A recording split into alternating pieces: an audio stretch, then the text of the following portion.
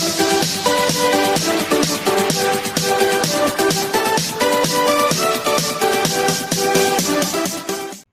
साथियों, मैं पुनीत पुणे एक बार पुनः आप सभी का हमारे अपने YouTube channel RBSC education classes के इस ऑनलाइन प्लेटफॉर्म के ऊपर मैं एक बार पुनः आप सभी का हार्दिक स्वागत करता हूं। पहले दोस्तों चर्चा चल रही थी हमारी लाभ हानि की एग्जांपल है वो हम कर रहे थे। 5 क्लास अपनी हो चुकी हैं, आज छठी क्लास है वो लाभ हानि की है। जो मेरे दोस्त मेरे साथी आज मेरे से पहली बार जुड़ रहे हैं उनको मैं ये बता दूं कि इससे पहले हमने 2 टॉपिक कंप्लीट किए, अनुपात, समानुपात और प्रतिशत। ये 2 टॉपिक हैं। उनकी ये जो प्लेलिस्ट है मैथ्स की, आपको वीडियो के डिस्क्रिप्शन के अंदर मैथ्स फॉर रिटन रीट पटवार एंड पुलिस के नाम से आपको लिखा हुआ मिल जाएगा। दूसरी आपको पता भी होगा, नहीं पता तो मैं आपको बता दूं कि पटवार की जो एग्जाम है उसकी डेट है वो आपकी चेंज कर दी गई है। पहले ये एग्जाम 28 फरवरी को होने वाली थी, लेकिन अब ये एग्जाम 28 फरवरी को ना होकर ये एग्जाम आपकी 10, 17 और 24 जनवरी को होगी, जिसके अंदर हर दिन आपके 2 चरण होंगे। सुबह और शाम 2 पारियों में आपकी जो एग्जाम है वो होने वाली है। और इस तरह टोटल 3 दिन के अंदर और कुल 6 चरण हैं वो आयोजित किए जाएंगे। तो चलिए अब हम जो लाभ हानि के जो हम क्वेश्चन कर रहे थे हम उनके ऊपर अभी हम चर्चा करते हैं।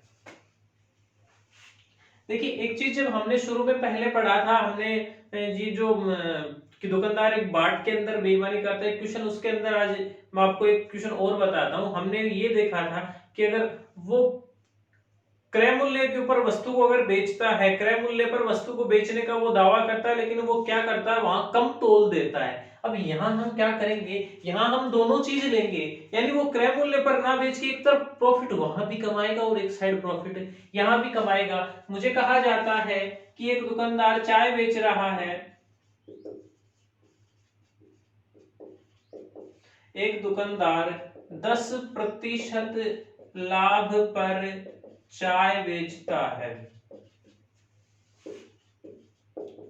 साथ ही 20% कम तोलता है। यानी ये लाभ कौन सा है? ये लाभ वो है जो क्रय मूल्य जो वो जितने रुपए में वो खरीद कर लाया उससे आगे वो अपना बढ़ा के जो भी अपना बेनिफिट लेकर वो बेचता है, तो उसके साथ ही वो 20% कम तोलता है। हमें ये कहा जाता है कि आप इसका कुल लाभ है वो आप कुल लाभ आप ज्ञात कीजिए। आप ज्ञात कैसे करेंगे? अब ये देखना, एक मैं ये कहूं कि मान लो सीधा सीधा एक छोटी सी बात मैं अगर आपको यहाँ बताता चलूं, देखना वहां तो हमने क्या किया था कि 20% कम तोलता, यानी 1 किलोग्राम में उसने क्या कि 200 ग्राम कम तोला, तो वहां हमने क्या किया कि भैया 200 बटा 800 गुणा में आपका 100 हो जाएगा। ये आपका लाभ है वो 25% है, यहाँ से निकल कर आ जाएगा। लेकिन अब यहाँ क्या होगा, साथ में 10% है वो एक्स्ट्रा और कमा रहा है। अब देखिए मैं क्या लिखूं, मैं मानता हूं कि माना क्रय मूल्य, माना 1 किलोग्राम चाय का क्रय मूल्य है 1000 रुपए। ठीक है, 1000 क्यों माना? क्योंकि चाय कितनी है, 1000 ग्राम चाय है, इसलिए मैं क्या मान रहा हूं कि मैं उसको है 1000 रुपए मान रहा हूं। अब ये क्या कह रहा है कि ये कह रहा है कि भैया 10% लाभ पर बेचता है। इसका मतलब वो ये 1 किलोग्राम चाय कितने रुपए में बेचेगा? 1 किलोग्राम चाय का क्रय मूल्य कितना है? 1000 रुपए। तो इसका मतलब 1 किलोग्राम चाय का जो आपका विक्रय मूल्य होगा, तो वो विक्रय मूल्य कितना होगा? 1000 गुणा 110 बटा 100 कितना होगा? 1100 रुपए है वो आपका क्या होगा, ये इसका विक्रय मूल्य आ जाएगा। लेकिन ये तो तब है कि भैया यहाँ लेगा वो 1100 रुपए, उससे जो जिस कस्टमर को दे रहा है उससे वो 1100 रुपए ले रहा है, लेकिन एक चीज और भी तो कर रहा है, वो कम भी तोल के दे रहा है। इसका मतलब उसकी लागत 1000 तो नहीं है। कितना कम तोल रहा है? 20% कम तोल रहा है। कम तोलने पर मतलब उसको कितना दे रहा है? वो 800 ग्राम दे रहा है, और 800 ग्राम का मूल्य कितना होता है? 800 रुपए। 800 ग्राम का देखो, 1000 ग्राम का मूल्य कितना है? 1000 रुपए, मतलब 1 ग्राम का 1 रुपया, तो 800 ग्राम का कितना हो गया? 800 रुपए। 800 रुपए की चीज है 1100 रुपए में दे रहा है। कितना फायदा हो रहा है? मैं यहाँ लिखूंगा कि उसका प्रतिशत लाभ है वो कितना आ जाएगा? वो आ जाएगा 300 बटा 800, और गुणा में आपका प्रतिशत के लिए 100, ये कट जाएगा। क्या आएगा? 300 बटा 8, यानी यहां से मैं करूं तो 8 × 3 = 24, और कितना बचेगा? 6 0 8 7 56 और साथ में कितना बचेगा 4 और ये आ जाएगा 0 और 37.5%, यही आ रहा है शायद। ठीक है, तो कितना आएगा कि 37.5% है वो आपका लाभ है, वो यहां से कुल लाभ है वो कितना होगा 37.5% होगा। चलिए अब आगे चर्चा करते हैं। देखिए अगला क्वेश्चन देखते हैं। अगला क्वेश्चन हमें क्या दे रखा है, हमें ये दे रखा है कि एक दुकानदार है। अब वो कल हमने जो अंडे वाले क्वेश्चन किए, सॉरी वो नींबू वाले जो क्वेश्चन किए थे, या मैं चलो उसी के ऊपर एक चर्चा और करना चाहूँ मुझे। अब ऐसे क्वेश्चन भी आपको मिलेंगे, इतने फल खरीद कर लाता है और इतने फल इस रेट में खरीद कर लाया है, उसके बाद इतने फल उनमें से खराब हो गए और इतना प्रतिशत लाभ है वो कमाना है, इसका मतलब हमें वो चीज किस रेट के ऊपर बेचनी पड़ेगी। तो चलिए मैं लिखता हूं कि एक दुकानदार है वो 50 दर्जन अंडे खरीद कर लाता है।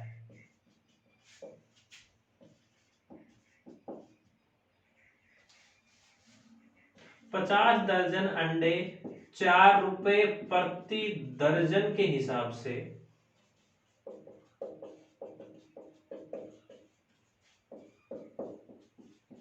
50 दर्जन अंडे हैं वो 4 रुपए प्रति दर्जन के हिसाब से खरीदे गए हैं। इसमें से क्या हुए 50 अंडे लाते लाते क्या हुए फूट गए, बाकी को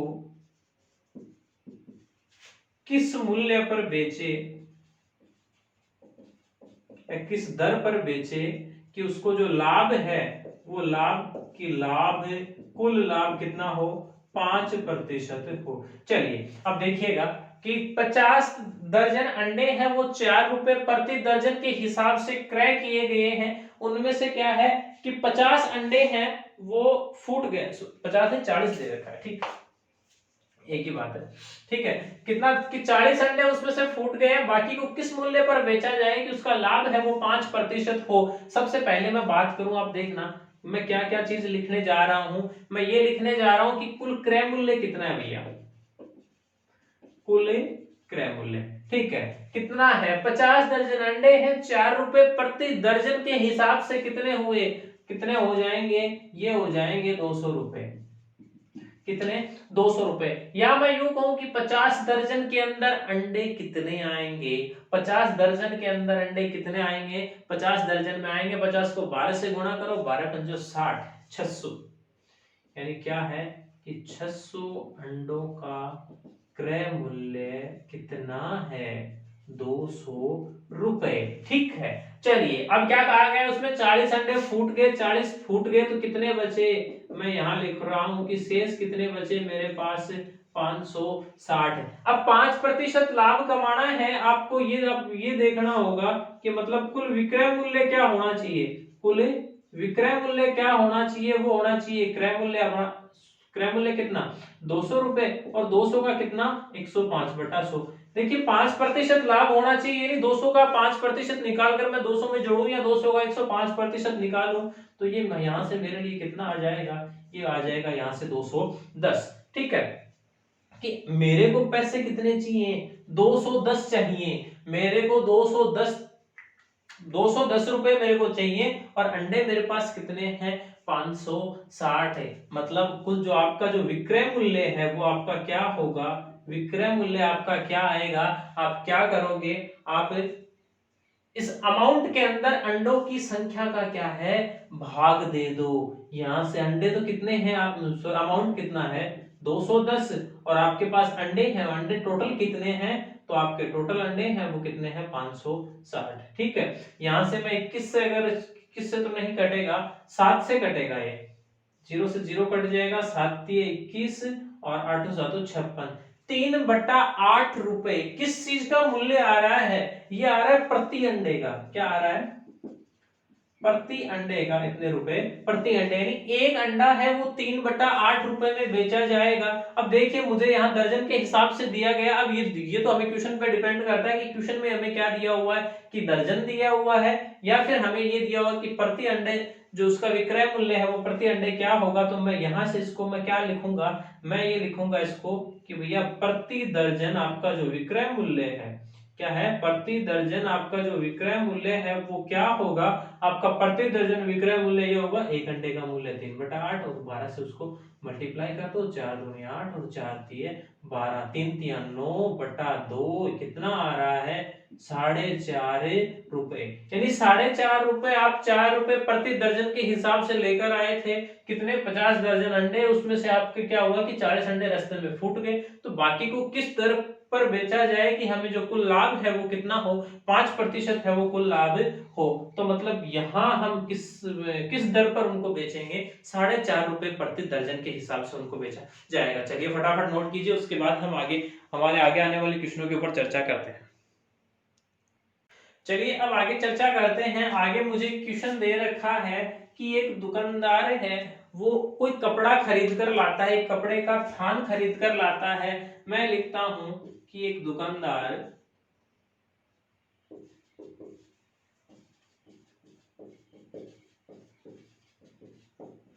कपड़े के थान के आधे हिस्से को 20% लाभ पर, उसके बाद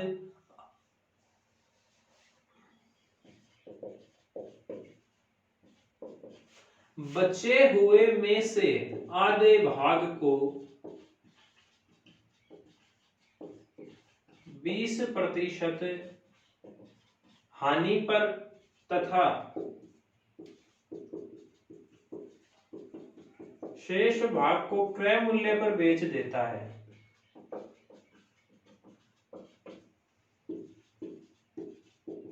लाभ या हानि प्रतिशत की है, आप गणना कीजिए कितना लाभ है या कितना हानि हुई है, उसको उस चीज की हमें गणना करनी है। एक दुकानदार कपड़े का उसको जो थान होता है उसमें से जो आधा हिस्सा है वो क्या करता है, 20% लाभ पर बेचता है। देखिए हमें इसके अलावा केवल और केवल ये प्रतिशत के मान दिए हुए हैं कि आधा हिस्सा 20% लाभ पर, आधा 20, और उसके बाद क्या कहा गया है कि बचा हुआ भाग, मतलब बच गया कौन सा, आधा हिस्सा बच गया, आधे में से आधे को तो 20% हानि पर बेचता है और बचे हुए को वो क्रय मूल्य के ऊपर ही बेच देता है, यानी ना तो लाभ होता है ना उसको हानि होती है।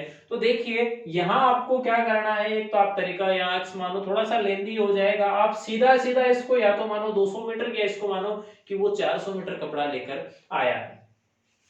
चलिए मैं मानता हूं कि वो 400 मीटर कपड़ा लाया है, या और 400 मीटर जो कपड़ा है वो ये मानो कि 400 रुपए का लाया है। ठीक है, 400 मीटर कपड़ा है वो 400 रुपए का लाया है। पहली बात तो देख दो, 200 मीटर तो ये हो गया, 200 मीटर कितने रुपए का, लागत तो इसकी कितनी है 200 रुपए, लेकिन इसको क्या करेगा वो 20% लाभ पर बेच रहा है। उसके बाद दूसरा 200 है, इसमें इसके दो हिस्से किए, इसके दो हिस्से करने पर एक तो उसका आया कितना 100 मीटर, वो तो इसने क्या किया 20% हानि पर, और जो बचा हुआ 100 मीटर है वो इसने क्या किया कि 0% लाभ या हानि, या फिर मैं यूं कहूं कि उसने वो ये है वो क्रय मूल्य पर बेच दिया। अब आप ये देखिए, जब 200 मीटर कपड़ा है, 200 रुपए का वो जब कपड़ा लाया है, या मीटर मत मानो, या ये कह दो कि भैया 200 रुपए का कपड़ा है, लेकिन मीटर इसलिए माना है कि सीधा ये पता चल जाए कि हाँ 400 का आधा 200 मीटर और 200 मीटर। ठीक है, एक यहां मैंने मान रखा है कि माना कपड़ा है वो 400 मीटर है और उसका कुल क्रय मूल्य कितना है 400 रुपए। ठीक है, तो अब देखिए यहां से 200 मीटर के ऊपर जब वो 20% का लाभ कमा रहा है, यानी 200 रुपए के ऊपर 200 मीटर 220 रुपए में खरीद कर लाया, ये इसका क्रय मूल्य बता रहा हूं मैं कि ठीक है। तो ये क्रय मूल्य इसका मतलब यहां से विक्रय मूल्य क्या होगा, विक्रय मूल्य यहां से होगा 200 गुणा 120/100, 0 से 0 कट जाएगा और आपका कितना आएगा 240 रुपए मिलेंगे आपको इस 200 मीटर, और कितने रुपए का है ये 200 रुपए का। ठीक है, अब देखिए ये 100 मीटर और ये 100 मीटर, यहाँ तो 100 वाले के 100 रुपए तो मिलने हैं वापस, ना लाभ हुआ ना हानि हुई। यहाँ से कितने मिलेंगे, ये जो 100 मीटर 100 रुपए का था ना, इससे 20% हानि हो रही है, यानी कितने मिल रहे हैं 80 रुपए वापस मिल रहे हैं। अब आप इनको टोटल करिएगा एक बार, जब इनका टोटल करोगे तो आपका क्या निकल कर आएगा 240 80 और 100 240 के अंदर मैं 80 जोड़ूंगा तो 320 आएगा, और 320 में मैं जब 100 और जोड़ूंगा तो कितना आएगा। मैं क्या लिखूंगा कि भैया आपका जो कुल विक्रय मूल्य है वो कितना आया है, वो 420 रुपए आया है। आपका क्रय मूल्य है वो कितना था, 400 रुपए में आप खरीद कर लाए थे, यानी आपका जो लाभ प्रतिशत जो होगा वो 20 रुपए लाभ हुआ है, किस पर, 400 रुपए पर, और गुणा में आपका क्या आ रहा है 100, यहां से काटोगे तो आपका क्या आएगा कि 5% है वो यहाँ से क्या हो रहा है, 5% है वो आपका लाभ हो रहा है। देखिए क्वेश्चन के अंदर कुछ भी नहीं है, लेकिन थोड़ा सा सोचना पड़ेगा कि मैं इस क्वेश्चन के साथ कैसे डील करूं कि एकदम इजी तरीके से है वो इसका आंसर निकल आए। सबसे अच्छा तरीका आपके पास लगभग हर क्वेश्चन के अंदर यही रहता है कि आप 100 मानकर उस क्वेश्चन को इजीली कर सकते हैं, लेकिन कई बार ऐसे क्वेश्चन होते हैं जो 100 मानकर नहीं होते, लेकिन उन सब के लिए मैं आपको एक अच्छे से अच्छा तरीका है वो बता रहा हूं। चलिए इससे आगे वाले क्वेश्चन के ऊपर चर्चा करते हैं। मुझे कहा जाता है कि मैंने या राम ने एक घड़ी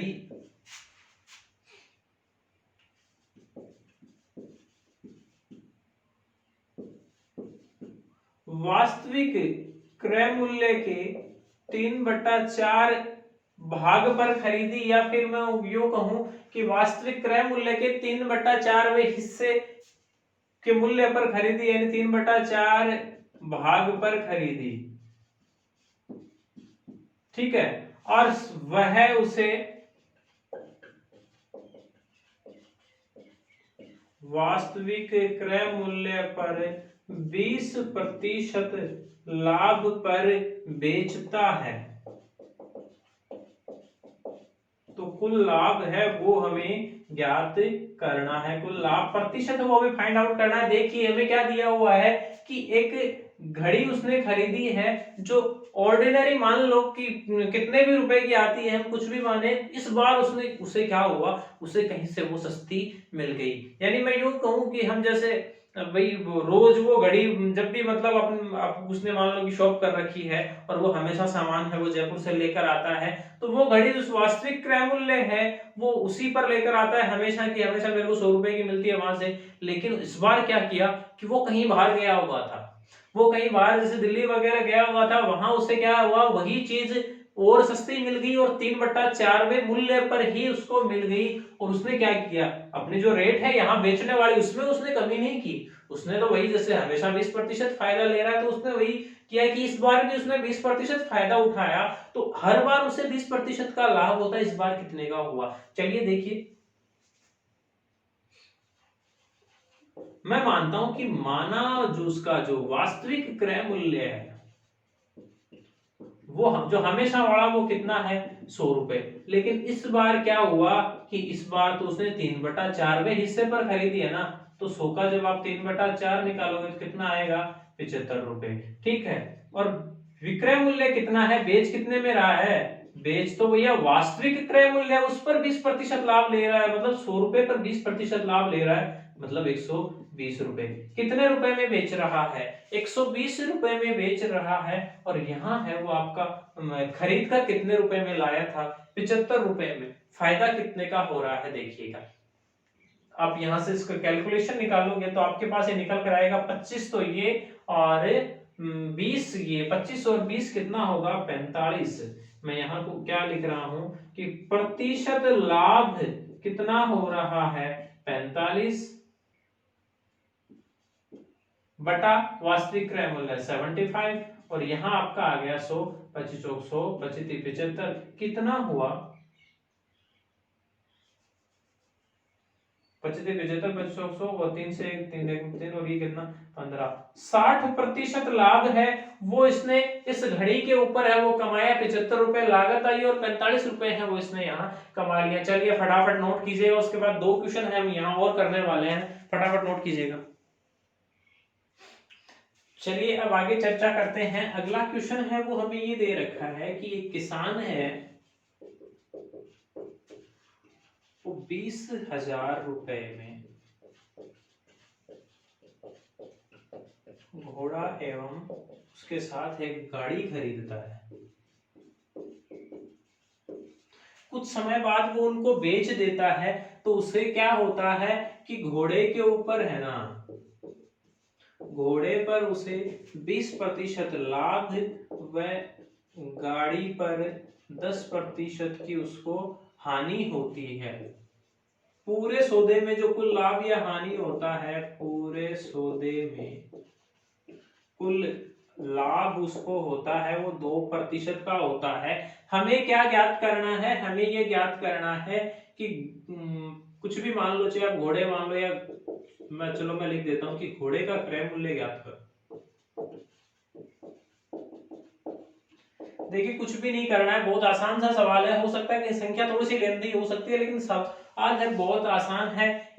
अब कंसेप्ट अगर क्लियर है तो दिक्कत ही नहीं है। कि ये देखिए कि 20,000 रुपए में वो घोड़ा और गाड़ी खरीद कर लाता, दोनों का मूल्य कितना है 20,000 रुपए। उसके बाद क्या कहा जाता है, मैं इसमें से एक का अक्स मान लूं तो दूसरे का कितना हो जाएगा, 20,000 माइनस अक्स होगा या नहीं होगा। जब दोनों का मूल्य अपने पास आ रहा है तो एक के साथ 20% लाभ लगाओ, दूसरे के साथ 10% हानि लगा के उन दोनों का मूल्य जोड़ोगे तो कुल सौदे के 20,000 रुपए में जब खरीदा था उसने, तो उसके 2% के बराबर होगा या नहीं होगा। कैसे होगा देखिएगा, मैं मानता हूं कि माना घोड़े का मूल्य, माना घोड़े का क्रय मूल्य है वो अक्स रुपए, इसका मतलब हमारी जो गाड़ी है वो, उस गाड़ी का क्रय मूल्य कितना आएगा 20,000 और माइनस अक्स। अब यहां से देखिएगा, जब आपका पास क्रय मूल्य ये दे रखा है, लाभ हानि आपको दे रखा है, तो मैं क्या इसको ये लिख सकता हूं क्या कि घोड़े का क्रय मूल्य अक्स रुपए के अंदर घोड़ा लाए थे, उस घोड़े को 20% लाभ के साथ बेचा, तो अक्स गुणा 120/100 घोड़े का विक्रय मूल्य होगा या नहीं होगा।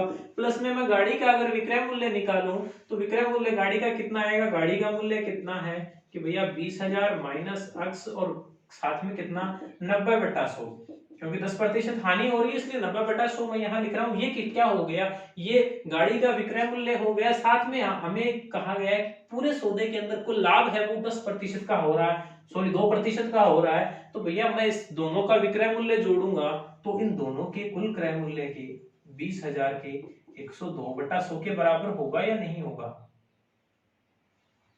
ये देखिए यहां दिया हुआ ना कि 2% लाभ है पूरे सौदे के अंदर, हमें क्या हुआ है, पूरे सौदे के अंदर हमें 2% लाभ हुआ है, इसलिए इसके बराबर होगा या नहीं होगा। ये आपका यहाँ से 100 से तो 100 कट जाएगा तीनों जगह से, ठीक है। चलिए अब यहां से क्या आएगा, मैं क्या लिखूंगा 120 अक्स और माइनस का 90x, माइनस का 90x मैंने 90 को अंदर मल्टीप्लाई किया, माइनस का 90x मैंने यहाँ लिख दिया।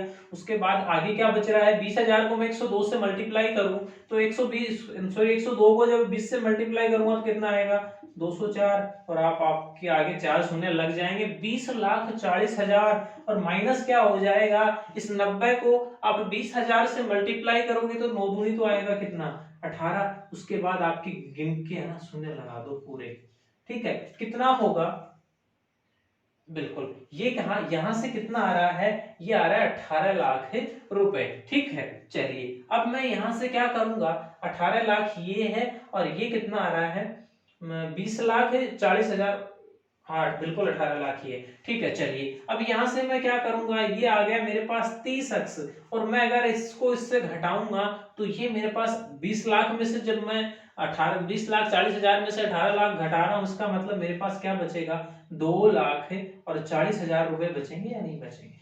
कितने बच रहे हैं 2,40,000 रुपए, यहां से जीरो से तो जीरो कट जाएगा और आपकी अक्स की वैल्यू कितनी आ रही है, यहाँ 24,000 ही बचा ना, तो एक्स की वैल्यू आपकी कितनी आ रही है 8,000 रुपए है वो आपकी एक्स की वैल्यू आ रही है। यानी आपके घोड़े का जो मूल्य था वो 8,000 रुपए था, और जो आपकी गाड़ी है उस गाड़ी का मूल्य क्या था, इसका मतलब भैया घोड़े का क्रय मूल्य वो कितना है 8,000, और जो गाड़ी है उस गाड़ी का क्रय मूल्य कितना आएगा आपका 12,000 रुपए। चलिए बिल्कुल एक ऐसा ही इसी के जैसा एक सवाल मैं और बताऊं, लेकिन इस बार थोड़ा सा हमें अंतर मिलेगा। मुझे कहा गया है कि मैंने 2 घड़ी 600 रुपए में खरीदी, दोनों का कुल मिलाकर क्रय मूल्य कितना है 600 रुपए, एक को 14% लाभ एवं दूसरी को 14% हानि पर बेचा गया। यदि दोनों का विक्रय मूल्य हानि पर समान विक्रय मूल्य, ही लिख देता हूं, समान विक्रय मूल्य पर बेचा गया, दोनों घड़ियों का क्रय मूल्य ज्ञात करना है, या क्रय मूल्य मैं लिख रहा हूं कि अलग अलग ज्ञात करूं कि किस घड़ी का मूल्य है वो कितना था। चलिए इस बार हमें क्या दिया हुआ है, इस बार हमें ये दिया हुआ कि दोनों का विक्रय मूल्य है वो हमें समान दिया हुआ है। इस पिछले क्वेश्चन में हमें क्या दिया हुआ था कि साथ में ये दे दिया कि दोनों जो पूरा जो कुल सौदा हुआ है उसके अंदर कितनी लाभ या हानि हुई है, टोटल लाभ हानि हमें दे दी गई थी। लेकिन अब इस बार हमें क्या दिया है, इस बार हमें ये दिया गया है कि आपका जो विक्रय मूल्य है वो दोनों का समान है। बहुत आसान सवाल है, बहुत आसान सवाल है, एक लाइन का सवाल है। कैसे है, मैं मानता हूं कि एक घड़ी है ना, एक घड़ी है वो तो कितने 80 रुपए की, और जो दूसरी है वो आपकी कितनी आ रही है 600 माइनस अक्स की आएगी या नहीं आएगी, क्योंकि दोनों का योग कितना हो रहा है 600 रुपए हो रहा है। इसके बाद मेरे को ये देखो, ये रहा सबसे बड़ी लाइन, दोनों का समान विक्रय मूल्य है या विक्रय मूल्य दोनों का समान है। मैं मान रहा हूं कि इस पर मेरे को 14% लाभ हो रहा है, 14% प्रॉफिट हो रहा है, इस पर मैं मानू कि भैया 14% मेरे को लॉस हो रहा है। तो मैं यहाँ क्या करूंगा कि अक्स गुणा 114/100, ये पहली घड़ी का विक्रय मूल्य है, ये दूसरी घड़ी के विक्रय मूल्य के बराबर होगा या नहीं होगा, 600 माइनस अक्स और कितना, अब कितना आ जाएगा 86, मैं यहाँ गुणा का निशान लगा देता हूँ, चलिए 86/100, ये लो आपका आंसर आ गया। एक ही लाइन, बस ये लाइन अगर हमने लिख दी ना तो यहाँ से हमारा आंसर है वो इजीली आ जाएगा, 100 से 100 कट जाएगा, 114x, यहाँ माइनस का 86x होगा, उसे मैं इधर लेकर आ रहा हूँ, ये प्लस का हो जाएगा, इधर आएगा तो 86x इज इक्वल टू, मैं मल्टीप्लाई करूंगा 6 6 36, 6 कैरी आएगी कितनी 3, 8 6 48, 48 और 3 कितने 51, और ये साथ में आपका डबल जीरो, यहाँ से कितना हो रहा है 200x इज इक्वल टू 51,600, और 2 जीरो से 2 जीरो काट रहा हूँ, और जब मैं इसके अंदर 2 का भाग दूंगा तो x का मान 516/2, 500 में 2 का भाग देता हूं तो कितना आएगा 250, साथ में 16 में भाग का 16 में 2 का भाग जाएगा 8, कितना हो जाएगा 258 रुपए। यानी वो घड़ी जिस पर आपको 14% का प्रॉफिट हुआ है वो तो आपने खरीदी 258 रुपए की, यानी पहली का मूल्य कितना है 258 रुपए, और जो आपकी घड़ी दूसरी है उसका मूल्य आपका कितना है 342 रुपए। 600 में से आप घटाओगे तो 342 आएगा, 58 और 42 कितना होगा 100, 300 200 और 100 कितना हो जाएगा 600। उम्मीद करता हूं कि 6 क्वेश्चन आज हमने किए हैं, अच्छी तरीके से आपको समझ में आ गए होंगे, लगभग क्वेश्चन है वो हमारे कंप्लीट हो चुके हैं। लाभ हानि की इंपॉर्टेंट एक पार्ट है उसका, वो बट्टा वाला वो भी बचा हुआ है, उसकी शुरुआत है वो हम कल से करेंगे, या फिर मैं देखूंगा कुछ और भी एक्स्ट्रा अच्छे क्वेश्चन, अगर और ऐसे क्वेश्चन जो हमने यहाँ नहीं किए हैं उस टाइप के क्वेश्चन अगर और मिलते हैं तो वो भी आपको मैं यहाँ कल की क्लास में करवा दूंगा। अदरवाइज हम यहाँ हमारा जो बट्टा का पोर्शन है वो कल चालू कर देंगे। तो चलिए आज के लिए इतना ही, बाकी मिलेंगे अगली क्लास में, तब तक के लिए धन्यवाद, जय हिंद जय भारत।